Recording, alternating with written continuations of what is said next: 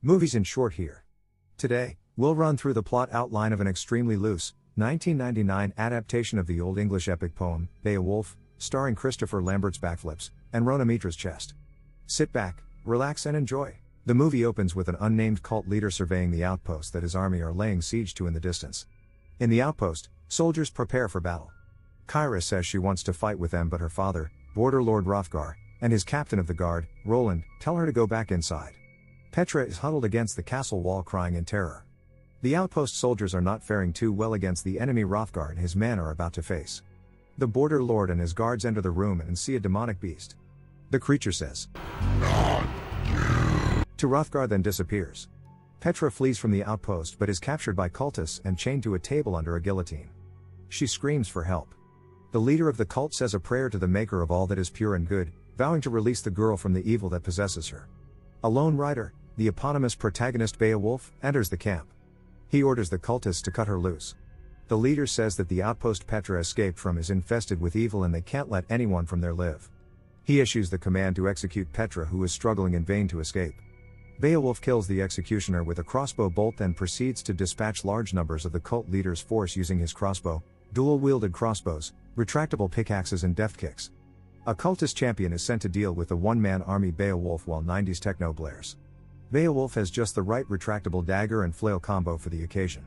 They charge at each other to joust, but the champion is pulled from his horse and meets a painful end. A cultist attempts to skewer Beowulf with a spear, but he simply catches it straight out of the air. Another hapless cultist tries to take Beowulf on in single combat but takes a backflip kick to the face, then a double front kick. Beowulf cuts Petra free, stabs another would-be attacker in the knee, cuts down another cultist, then pulls out yet another weapon to parry with. He uses the guillotine to chop off the soldier's hand. They are no match for his never-ending supply of weapons and fancy kicks and acrobatics. This man is an unstoppable force. A burly barbarian cultist tries to grab Petra, inspiring more gymnastics from Beowulf. The big barb catches Beowulf's sheathed sword with one hand and administers a solid jab. Beowulf is forced to draw his sword. Right before he is about to finish off yet another cultist, the leader urges him to stop. He psychs out the cultist by pretending to kill him, showing that he is not only an advanced killing machine but has a killer sense of humor too, by saying, "Just kidding," to the terrified man. The leader, sensing that he is going to lose his entire army to one man, tells Beowulf to take Petra and leave. They escort him out of the camp while Petra informs him that in the outpost something comes every night and kills its inhabitants. From the castle ramparts, the weapons master, his nephew, Will, and Roland are astounded to see Petra returning alive and wonder how they survived the cultists. Petra is too terrified to return to the outpost and runs back to enemy lines and is instantly killed. Beowulf's moves were all for nothing. Beowulf says it seems like they could do with another soldier. They reluctantly agree to let him speak to Hrothgar and allow him to enter. Kyra goes to the window to see what all the commotion is about and Beowulf stares at her. She looks scared. Beowulf is taken to meet Hrothgar, who asks him what brought him to his outpost. Beowulf replies that the darkness brought him and that he is offering to help Hrothgar kill the beast. Roland is skeptical about letting this unknown edgelord stay in the castle, but Hrothgar reminds him that they only have 40 men left and could possibly benefit from Beowulf's skills, offering him lodging and calling Will to take him to Nivri's room. Will explains that he is the assistant weapons master purely because his uncle is the weapons master, not because he is any good at it. When they get to Nivri's room, Beowulf asks Will who Nivri was. He tells him that he was married to Kyra but was killed. Will almost kills himself fiddling with one of Beowulf's weapons. Will is about to explain how Nivri died when Kyra enters the room. Beowulf struggles to look her in the eyes and a suspicious Kyra accuses him of being sent by Nivri's family. She assures Beowulf that Nivri's death was an accident at weapons practice with Roland. She doesn't believe that Beowulf is there to fight the beast and says that it can't be killed by any man. Beowulf uses his ultimate pickup line, "I'm not like other men," and she has no choice but to leave the room. That night, Beowulf joins Hrothgar and his men for dinner. Kyra enters and takes a seat. Beowulf asks Hrothgar if his wife will be joining them, but he says she died many years ago in a tragic accident, where she fell from the battlements walking alone at night. Kyra asks Beowulf if he has any family. He says that he never wanted a family and that he has no natural desires because he doesn't want to create more people like himself. Kyra says, "So that your ego can rest assured of your uniqueness." Roland chortles at her attempt at a cutting comment, but Beowulf shuts them down by saying exactly. Elsewhere in the outpost, the weapons master attempts to light a torch, but something moves incredibly fast and knocks his glasses off of him. We can't make out exactly what it is through the weapons master's blurry perspective until we see its claws. The beast attacks and kills him. Back in the mess hall, Roland is boring everyone at the table with war stories when Beowulf notices an evil presence in the castle. A soldier runs in to inform them that the weapons master is dead. They go to investigate the scene of the crime, and Roland notes that the beast is changing its method as it has never killed so early in the day before.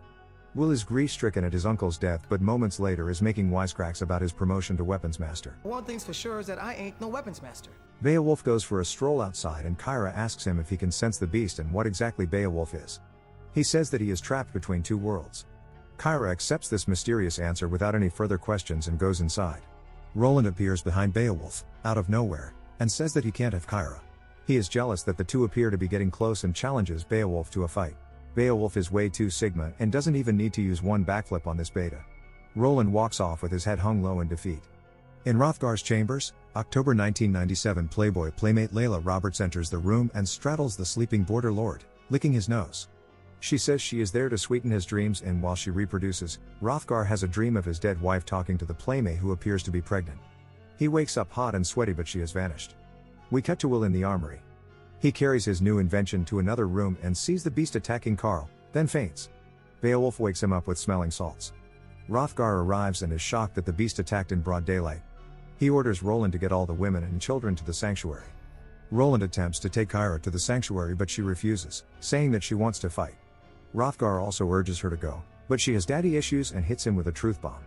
A little late to start protecting me, isn't it, Father? We finally get to see where Beowulf stores all his weapons. This man is now ready for war. All the civilians are taken to the sanctuary, and Robocop lets the troops know through the loudspeaker system that all the doors have been secured. Despite this, we hear a roar from inside, followed by screaming. The beast has managed to find a way in. Beowulf quickly ascends the castle walls and sees that all the villagers have been killed. Kyra, Hrothgar and his troops follow Beowulf through the castle and reach a great hall. The beast appears and grabs one of the soldiers, pulling him up to the rafters. It leaps at Beowulf, who dodges with his signature gymnastics skills. The beast starts picking off Hrothgar's troops one at a time, quickly vanishing after each kill. It launches another attack from the shadows, and Beowulf manages to land a few shots on it with his crossbow, but the beast shrugs off his attacks and continues killing Hrothgar's men. Even Beowulf's sword that doubles as a cog shuriken launcher has no effect. Beowulf has to resort to somersaults against such a mighty foe, but takes a solid backhand to the face and gets sent flying. Cuck Roland has to step in but instantly gets clobbered. Kyra is raring to go, but Hrothgar holds her back. Now it's time for the retractable pickaxe again, which Beowulf uses as a grappling hook for no apparent reason to swing past the monster, when he could have just somersaulted over it. He leaps up the beams while Kyra launches a spear at the beast, which misses. Roland is in big trouble, so Hrothgar attempts to step in, but is absolutely useless. The beast has now set its sights on Kyra, but Beowulf finds a rusty chain and manages to lasso its arm, before pulling off more impressive somersaulting and landing on the beast's back, getting it in a chokehold. This doesn't last long, and he is flung into a nearby wall. The beast leaps at him again and inflicts serious damage, forcing Hrothgar to square up again. Kyra is still standing there waving a tiny dagger in the air. Hrothgar challenges the beast to a duel, but it once again says, "Not you." Beowulf finally passes out from blood loss, and a distressed Kyra rushes to his aid. For some unknown reason, the beast appears to give up on the battle, and we cut to Kyra dressing Beowulf's wounds.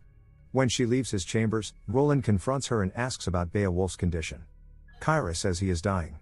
Roland confesses that all he ever wanted was Kyra, to which she responds, "I know," then walks off. Roland realizes he has just been friend-zoned. Later that night, Kyra is asleep next to the dying Beowulf when the mysterious playmate enters Hrothgar's chambers again. It's pretty much a repeat of the exact same footage as last time, but we don't mind that. Right? Looks like she is back to reproduce again with more attention to the nose. Hrothgar sees his dead wife and the pregnant playmate again in his dreams, but this time she forces his wife to hold her stomach and says, "Feel the life your husband put in my belly." The following morning, Kyra wakes up and sees that Beowulf is no longer bedridden. She goes to check his wounds and sees that they have almost completely healed. She is shocked and says that he should be dead. Beowulf says he should have died many times already, but he is a quick healer. Beowulf then visits Will and commissions him to build him a new weapon to kill the beast with. Next up, Beowulf is busy eating in the mess hall when an injured Roland approaches him. He seems to have warmed up to Beowulf after witnessing all his somersaults in battle. Roland tells Beowulf the truth about Nivri. He came from a wealthy family and his marriage to Kyra was arranged by Hrothgar. It was not Kyra's choice. Nivri was a sadist and a pig who used to abuse Kyra.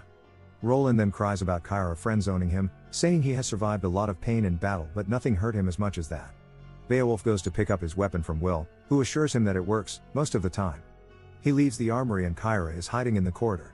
Kyra confesses to Beowulf that one night a drunken Nivri attempted to reproduce with her. When she refused, he started to beat her, so she stabbed him, over and over. She is convinced that the beast is the vengeful spirit of Nivri who has come back to kill them all. Beowulf assures her that the beast is not her late husband because ghosts don't eat people. Beowulf then sets the stage for his final battle with the beast, a dank cellar where he will be able to hear it coming through the water. The beast is too smart for these tactics and lands the first hit, sending Beowulf flying. It disappears, then launches a second attack, once again knocking Beowulf down. He narrowly evades a stomp, then starts to get serious. One cartwheel and 5 backflips later, Beowulf takes another one on the chin. Then a right hook. The beast grabs him and raises him into the air, and it looks like it's all over for Beowulf. Will's new weapon comes in handy though, and he manages to take the beast's arm, causing it to retreat. He brings his prize to Kyra and Hrothgar, and they hoist it in the air before Hrothgar orders Will to open the wine cellar, so they can all get wasted. The cultists besieging the castle use their medieval night vision scope and see the hanging arm. Assuming that the evil has been purged, they decide to pack up and go home.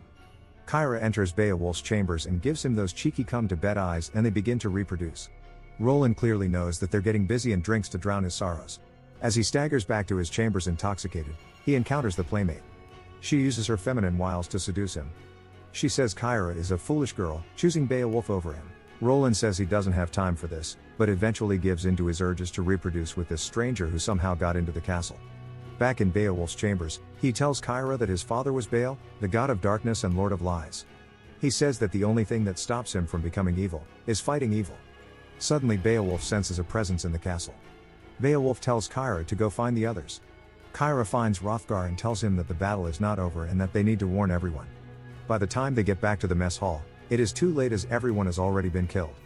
The playmate appears and a shocked Kyra learns that she is Hrothgar's long-lost lover. When Hrothgar originally took control of the outpost years ago, he reproduced with her. This led to Hrothgar's wife committing suicide when she found out. The story of her falling off the battlements at night was all a lie. The playmate tells Hrothgar that the one he calls the beast is their child from that night, his son Grendel. She tells him that long before the outpost was built that this was her land, therefore Grendel has the older claim to the territory. Hrothgar flies into a rage and tries to attack her, but Grendel grabs him and bites him before backhanding Kyra. Beowulf casually backflips in, sticking a perfect landing, then slays Grendel. Grendel's mom asks Beowulf whose blood runs in his veins that gives him the strength to overpower her son. He says, "Someone stronger than you." Grendel's mom attempts to use her feminine wiles on Beowulf to get him to bear her another son. She transforms into her full demonic form and invites Beowulf to sample the true delights of flesh with her and feel what no human woman can offer him, but she looked way better in her other form and he is having none of it. He struggles to land a hit, so has to resort to a backflip. Then another one, followed by a somersault to front flip.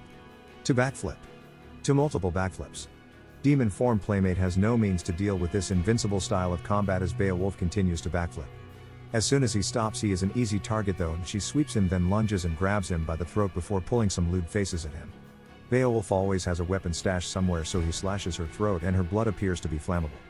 Kyra wakes up just in time to witness another impressive double somersault with perfect landing. Plus whatever you call this move. Beowulf gets his sword but is a sitting duck when not somersaulting, so is knocked into the wall and choked. He finally lands a critical hit. The outpost's torches are gas powered, so Beowulf knocks one off the wall and roasts the demon. Kyra is still mourning her dead father, but Beowulf drags her out as the entire outpost is now on fire and begins to collapse. Beowulf and Kyra escape on horseback.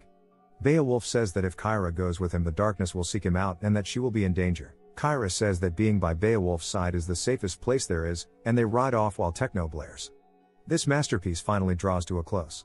If you know how many backflips Beowulf did in this movie, please let us know in the comments below. Don't forget to subscribe and turn on the notification bell if you want to watch more videos like this. Thanks, and see you again soon.